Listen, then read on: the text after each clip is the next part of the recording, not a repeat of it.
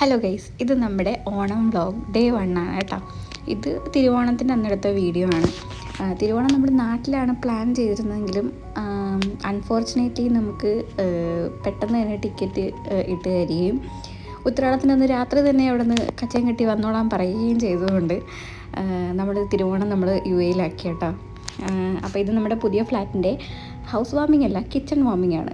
കാരണം ചേട്ടൻ ഇവിടെ താമസം തുടങ്ങിയിട്ട് ഏതാണ്ട് 2 ആഴ്ച കഴിഞ്ഞു. അപ്പോൾ അതുകൊണ്ട് കിച്ചണിൻ്റെ സ്റ്റൗവൊന്നും ഇതുവരെ ഓൺ ചെയ്തിട്ടില്ലായിരുന്നു.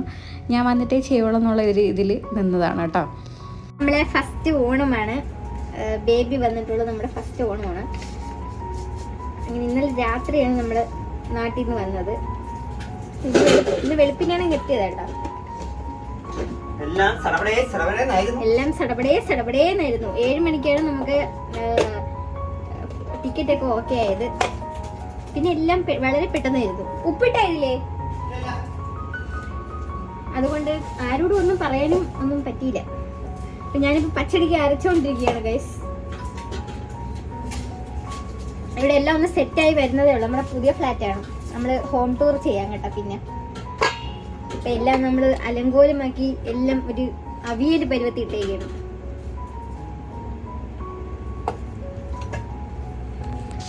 അങ്ങനെ ഇത് നമ്മൾ എയർപോർട്ടിലിരിക്കുന്ന വീഡിയോ ആണ് കേട്ടോ. ഉത്രാടത്തിന് അന്ന് രാത്രി കിളി പോയ അവസ്ഥയിലായിരുന്നു ഞാൻ.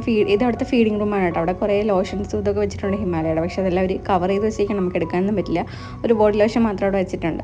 അപ്പോൾ അയാൻ അവിടെ താഴെ നിന്ന് കളിച്ചുകൊണ്ടിരിക്കുകയാണ് കേട്ടോ. ഞാനിനി അവിടെ ഡയപ്പറൊക്കെ മാറ്റിച്ച് ഡ്രസ്സൊക്കെ മാറ്റിയിട്ട് വേണം അവനെ കൊണ്ടുപോകാനായിട്ടുള്ളത്. അപ്പോൾ 1:25 നമുക്ക് ഫ്ലൈറ്റ്. ഒരുപാട് സമയം ഉണ്ടായിരുന്നു അവിടെ. അവനവിടെ കുറേ നേരം കളിച്ച് പിന്നെ ബഹളം ഉണ്ടാക്കി. പിന്നെ ഒരു ബേബീനെ കൊണ്ട് ട്രാവൽ ചെയ്യുമ്പോൾ അതിൻ്റെതായ ബുദ്ധിമുട്ടുണ്ട് കേട്ടോ. അങ്ങനെ പിറ്റേന്ന് നമ്മുടെ ഓണം ആണ് കേട്ടോ. അപ്പോൾ ഓണത്തിന് ഞാൻ അവിടെ നേരത്തെ പറഞ്ഞ പോലെ നമ്മൾ കുക്ക് ചെയ്തുകൊണ്ട് നിൽക്കുകയായിരുന്നു. അതിൻ്റെ ഇടയ്ക്ക് പിന്നെ വീഡിയോ ഒന്നും എടുക്കാൻ പറ്റിയില്ല, കാരണം എല്ലാം പെട്ടെന്ന് തയ്യാറാക്കണമല്ലോ. അപ്പോൾ ചേട്ടൻ തലേദിവസം തന്നെ വെജിറ്റബിൾസൊക്കെ കട്ട് ചെയ്ത് വെച്ചിട്ടുണ്ടായിരുന്നു. തോരൻ, അവിയലിന്, പിന്നെ കൂട്ടുകറി, സാമ്പാർ, അങ്ങനെയുള്ള സംഭവങ്ങളെല്ലാം കട്ട് ചെയ്ത് വെച്ചിരുന്നതുകൊണ്ട് നമുക്ക് അത് ഉണ്ടാക്കാനായിട്ട് നല്ല എളുപ്പമുണ്ടായിരുന്നു. പിന്നെ ഞാനും ചേട്ടനും കൂടിയാണ് ഫുഡൊക്കെ ഉണ്ടാക്കിയത്. പച്ചടി ഐറ്റംസ് എല്ലാം ചേട്ടൻ പ്രിപ്പയർ ചെയ്തു, ബാക്കിയെല്ലാം ഞാനാണ് കേട്ടോ ചെയ്തത്. പിന്നെ അവർ സദ്യയ്ക്ക് വേണ്ടിയിട്ടുള്ള ഇലയും ബാക്കിയുള്ള സാധനങ്ങളെല്ലാം തലേദിവസം വാങ്ങി സെറ്റാക്കി വെച്ചിട്ടുണ്ടായിരുന്നു. അപ്പോൾ ഫുഡ് കഴിക്കാൻ നമ്മൾ 5 പേരേ ഉള്ളൂ കേട്ടോ. നമ്മൾ 7 പേരുണ്ടാവുമെന്ന് വിചാരിച്ചത്, ബട്ട് ഓൺ ടൈം നമ്മൾ 5 പേരെ ഉണ്ടായിരുന്നുള്ളൂ കേട്ടോ. അപ്പം നമ്മുടെ ശർക്കര വരട്ടി, ചിപ്സ്, കൊണ്ടാട്ടം മീൻസ് പാവയ്ക്ക കൊണ്ടാട്ടമുണ്ട്, മറ്റേ മുളക് കൊണ്ടാട്ടമുണ്ട്, പിന്നെ സാമ്പാർ, അവിയൽ, കൂട്ടുകറി, പിന്നെ പയറും മത്തങ്ങയും കൂടി ഇട്ടിട്ടൊരു കൂട്ടുകറി, തോരൻ, പിന്നെ എന്തോന്നുണ്ട്, പച്ചടി. ഇത് ബീട്രൂട്ട് അല്ല, ഇത് പൈനാപ്പിൾ പച്ചടി, ഇത് ബീട്രൂട്ട് പച്ചടി, പിന്നെ മോരുണ്ടായിരുന്നു, പപ്പടം, പിന്നെ സാധാ വെള്ളരി പച്ചടി ഉണ്ടായിരുന്നു കേട്ടോ. പിന്നെ ബൂന്തി വാങ്ങിയിട്ടുണ്ടായിരുന്നു. ഇവിടെ ബോളി കിട്ടത്തില്ലല്ലോ, അതുകൊണ്ട് ബൂന്തി വാങ്ങി. എവിടെയെങ്കിലും കിട്ടുമെന്ന് എനിക്കറിയത്തില്ല കേട്ടോ. ഇത് നെക്സ്റ്റ് വന്ന് അവർ കഴിഞ്ഞ ദിവസം രാത്രി പോയപ്പോഴത്തേക്കും പിക്കിളൊന്നും ഉണ്ടാക്കാൻ പറ്റാത്തത് കൊണ്ട് ഡേറ്റ്സ് പിക്കിളും, പിന്നെ നാരങ്ങ, മാങ്ങ, പിന്നെ ഒരു സാധനം ഉണ്ട് ഇഞ്ചിപ്പുളി, അതും കൂടെ ഉണ്ടായിരുന്നു കേട്ടോ.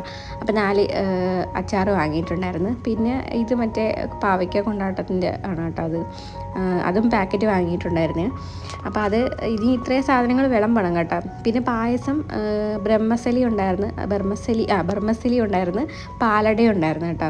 ഞാൻ ചേട്ടനടുത്ത് ശരിക്കും കടലപ്പരിപ്പും ശർക്കരയും വാങ്ങിക്കാൻ പക്ഷേ വാങ്ങിയിട്ടുണ്ടായിരുന്നു. പക്ഷേ ആ കടലപ്പരിപ്പ് തട്ടി സാമ്പാറിലിട്ടപ്പോൾ എനിക്ക് മനസ്സിലായില്ല അതെന്തിനാണെന്നുള്ളത്. പിന്നെയാണ് എനിക്കിത് കടലപ്പരിപ്പാണെന്ന് മനസ്സിലായത് ഗൈസ്. പിന്നെ നമ്മൾ പാലട കൊണ്ട് അഡ്ജസ്റ്റ് ചെയ്തു. അതുകൊണ്ട് ശർക്കര പായസമൊന്നും ഉണ്ടാക്കാൻ പറ്റിയില്ല. അങ്ങനെ ഞാനെല്ലാം എടുത്തു കൊടുത്തു. അവർ തന്നെ എല്ലാം വിളമ്പി. പിന്നെ ഒരാൾ വരാനായിട്ട് ഇത്തിരി ലേറ്റായി കേട്ടോ. അപ്പോൾ വരാനായിട്ട് നമ്മൾ വെയിറ്റ് ചെയ്യുമായിരുന്നു.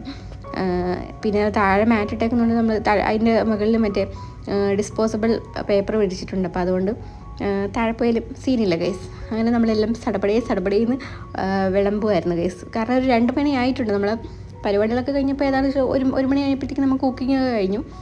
പിന്നെ നമ്മൾ കഴിക്കാനിരുന്നത് 2 മണിക്കാണ് കേട്ടോ. എനിക്കാണെങ്കിൽ വിശന്നിട്ട് അടപ്പിളായിട്ട് വയ്യായിരുന്നു. പിന്നെ അയാൻ എണീക്കുന്നുണ്ടോയെന്ന് വെയിറ്റ് ചെയ്ത് നിൽക്കുകയായിരുന്നു. കാരണം അവൻ എണീക്കുകയാണെങ്കിൽ അവനെയും എലിയിട്ട് അവൻ എന്തായാലും എല്ലാം എടുത്ത് മറിക്കും.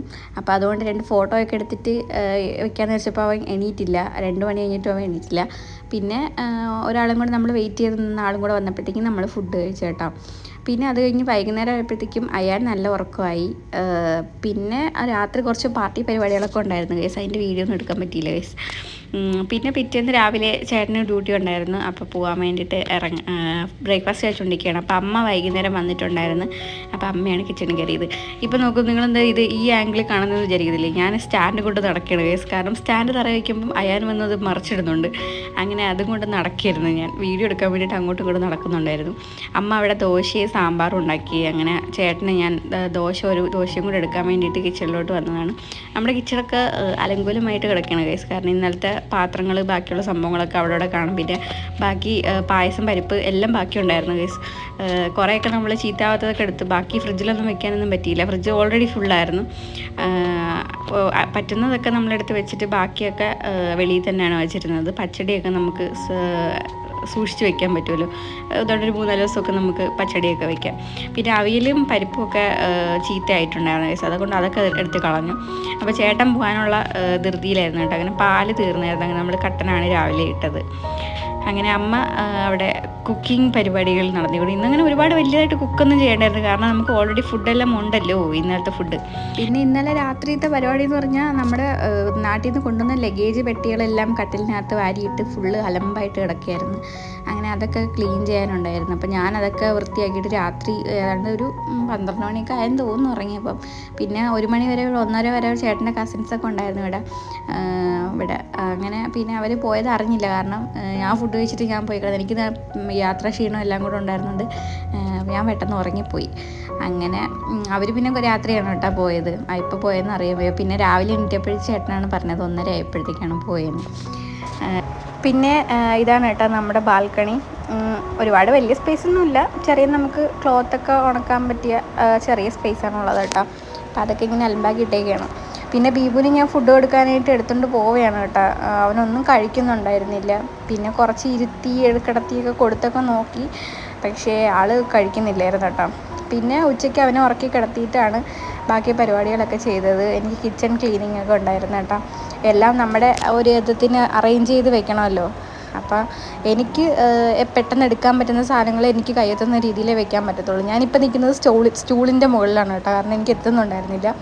അങ്ങനെ കുറച്ച് പകുതി ഒതുക്കിയപ്പോഴത്തേക്കും ബീവു എണീറ്റ് പിന്നെ അമ്മ അവിടെ കിടക്കുകയായിരുന്നു. അമ്മ ഒരു ചെറിയ ഉറക്കമൊക്കെ ഉറങ്ങി അവിടെ കിടന്ന്. അങ്ങനെ ബീബു എണീറ്റ് അവന് പിന്നെ കുറുക്കൊക്കെ കൊടുക്കണമായിരുന്നു. അങ്ങനെ അതൊക്കെ കൊടുത്തിട്ടാണ് ബാക്കി ഒതുക്കിയത് കേട്ടോ ഞാൻ. അങ്ങനെ കിച്ചണൊക്കെ ക്ലീനാക്കി കഴിഞ്ഞപ്പോഴാണ് കേട്ടോ എനിക്ക് സമാധാനമായത്. അപ്പം കിച്ചണിലോട്ട് ഇങ്ങനെ കയറി വരുമ്പോൾ തന്നെ നല്ലൊരു ഫീലാണ് കേട്ടോ. എനിക്കങ്ങനെ വലിച്ച് വാരിയിടുന്നതൊന്നും എനിക്ക് വലിയ താല്പര്യമില്ലാത്ത ആളാണ്. അപ്പോൾ അതുകൊണ്ട് എല്ലാം അറേഞ്ച് ചെയ്ത് ഓർഗനൈസ് ചെയ്ത് വെച്ചപ്പോഴത്തേക്ക് എനിക്കൊരു സന്തോഷമായി. അങ്ങനെ ഞാൻ എന്താ അവിടെ ബ്രെഡും പീനട്ട് ബട്ടറും കൂടെ തേച്ചുകൊണ്ടിരിക്കുകയാണ് ബ്രെഡിൽ. കാരണം കുളിച്ചിട്ട് വന്നപ്പോഴത്തേക്ക് എനിക്ക് ചെറുതായിട്ട് വിശപ്പൊക്കെ ആയിട്ടുണ്ടായിരുന്നു, കാരണം ഇന്ന് നേരത്തെ ഫുഡ് കഴിച്ച്. അപ്പോൾ അത് കഴിക്കാമെന്ന് വിചാരിച്ചു. അങ്ങനെ ഞാൻ ബ്രെഡും അതും എടുത്തിട്ട് ഞാൻ ഹാളിലേക്ക് പോകാൻ കേട്ടോ. ചായയൊന്നും ഇട്ടിട്ടുണ്ടായിരുന്നില്ല. അപ്പോൾ ജസ്റ്റ് ഇത് മാത്രം കഴിക്കാമെന്ന് ഞാൻ റെക്കോർഡ് ചെയ്തുകൊണ്ടിരിക്കുമ്പോൾ നല്ല സൗണ്ട് ഉണ്ട് കേട്ടോ, കാരണം ഈ ഫാൻ കറങ്ങുന്ന സൗണ്ടാണ് കേൾക്കുന്നത്.